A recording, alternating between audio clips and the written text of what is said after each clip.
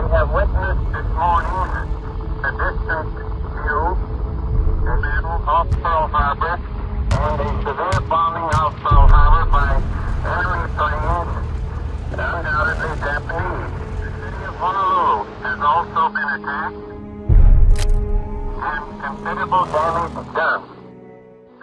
On December 7th, 1941, Japan, like its infamous Axis partners, struck first and declared war afterwards. When the Japanese had bombed Pearl Harbor, that's sort of where the Ranger program started. Well, just about every young man and lots of young women in Canada that could fight were already overseas in World War II. There was not much protection on the west coast of Canada. Basically what happened was the Canadian government started Pacific Coast Militia Rangers.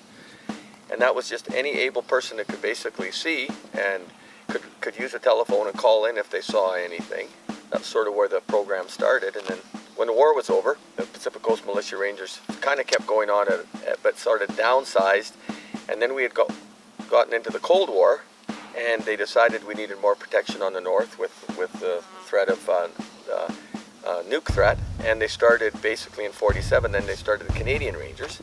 The Canadian Rangers, they're all over Canada. They consist of patrols in mostly isolated communities, focusing mainly on the borders of Canada, but there's also rangers in the interior of Canada, so northern Saskatchewan, British Columbia, stuff like that. They exist to provide a Canadian Armed Forces presence in sparsely populated areas where the Canadian Armed Forces might have a hard time getting to or go to rarely. In the north, Yukon, Northwest Territories, and Nunavut, we have one Canadian Ranger Patrol Group. On the west coast, we have 4 Canadian Ranger Patrol Group. On the east coast, we have 5 Canadian Ranger Patrol Group. And northern Ontario and northern Quebec have 2 and 3. So there's rangers sort of all around Canada. And we're here today, you're interviewing me today, because we're here working with our youth. So the youth is the Junior Ranger program. In my old home, I was in a program like this, so my mom found the Junior Rangers and I signed up. My sister is a Junior Ranger and I just wanted to join because my mom is the Junior Ranger Sergeant in that one. I really love camping, so I signed up. My brother was a ranger and he was telling me all the kind of stuff you could do, so then I got like excited about it, and then I waited for my birthday, and then right then I joined. My dad's a ranger, so I decided to join. I just like doing outdoorsy kind of things.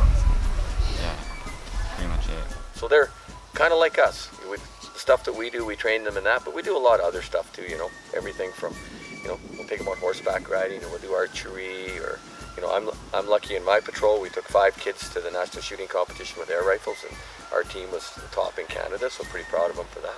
But basically it's summer, the youth program is a little slower, but in the winter is when we elevate it. We do lots of survival camps and shooting and just play volleyball some nights, but all the kids come out and we mentor them and teach them kind of the skills that we have. It's an excellent opportunity for kids to get out of the house, to get away from their day-to-day and have them exposed to something totally different. They can travel around Canada, around the north. They meet different kids. It provides them some structure, which is good in some cases, and it lets them have fun. And they grow as people, which is really good.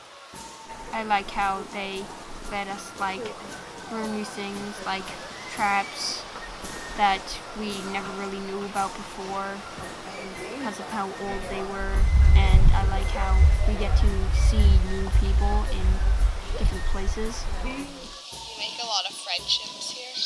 Yeah, I met so many new people last year. I like just learning about being on the land and trapping, hunting, and learning new things about animals that I never knew before.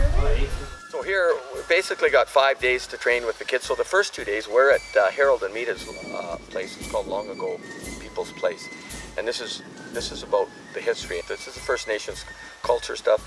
They have everything from the old types of eagle snares to the types of food you can eat and what you can't eat, how to build an improvised shelter, just the old traditional stuff. It's a wonderful camp. It's a camp that reflects the Shoshone history in this area.